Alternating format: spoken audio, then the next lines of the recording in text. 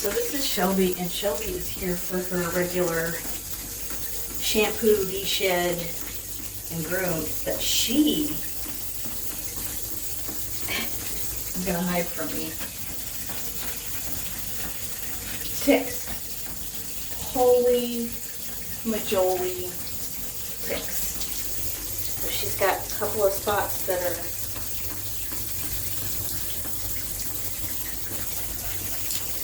new and fresh.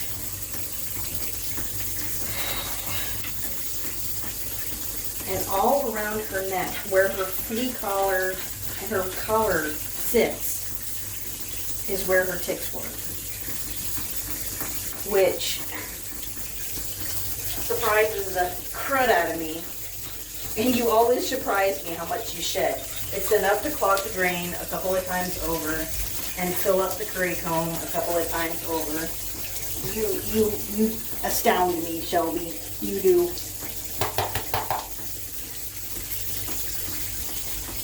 So, regular mane and tail, and then the softening conditioner to help with the shedding. And then I might do a flea and tick shampoo at the end.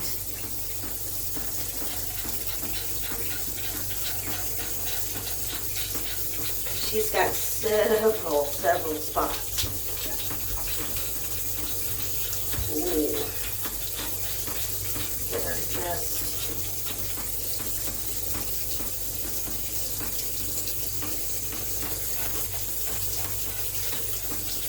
there, that one there, one over here,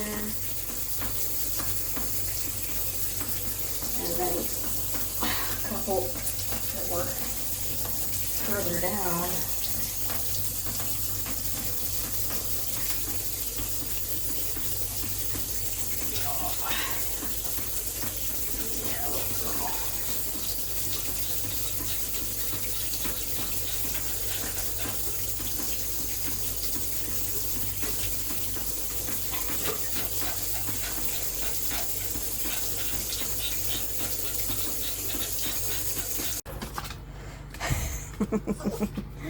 Okay, so she has been bathed 3 times, essentially. The shampoo, the conditioner, and I did do flea and tick on her.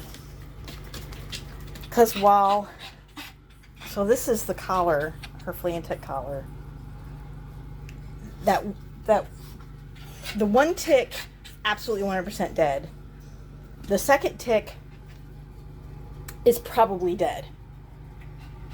There could be some agonal movement in that tick, but it's pretty much gone. It's a goner. The other 3 spots are basically scabs, of which the freshest one does have a tick body in it.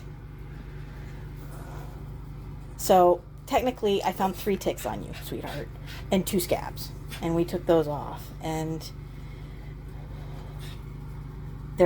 the thing is, they all came from the collar area. All of them. Where this lovely device was.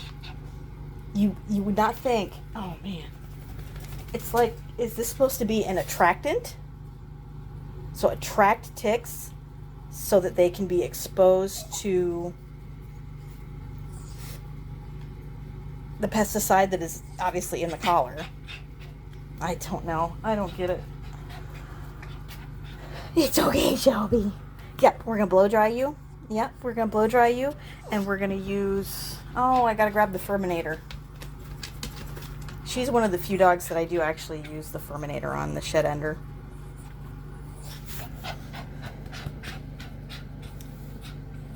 Yeah. The thing that's funny about her is she always comes towards me. She is used to coming and used to getting blow dried, and she doesn't, you don't mind the blow dryer, do you? So she comes towards me as opposed to hugging the wall, which most dogs will hug the wall. You climb in my lap. Yes, you climb in my lap. Make it really hard for me to do this, you know. So I'm going to use Shelby as an example. This is where her collar was sitting, and it was as low as this collar is. So a flea collar should be fairly tight. I can get 3 fingers, actually 4, kind of tightly, but 3 fingers underneath this collar, and I have parted the hair and kind of helped situate it a little closer to the skin. All these tick bites are literally where this collar was resting. So I think it was doing something, because the ticks are dead. They're dead. They don't die on their own. They obviously died from the product. So I think having it tighter to the skin will maybe help a little bit. Unfortunately, she's got a little bit of a torpedo head. Her neck is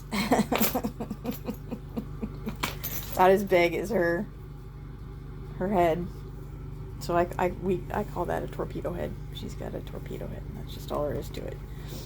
So collars are going to be, it's going to be hard to keep collars on her. But this is now tight enough that it should not do that.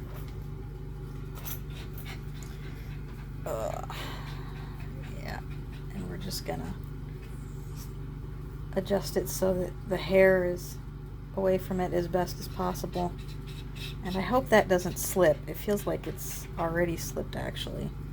But that's a good 2 inches closer that I moved it to her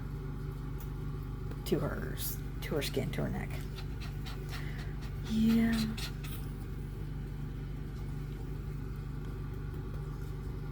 All right. You're done.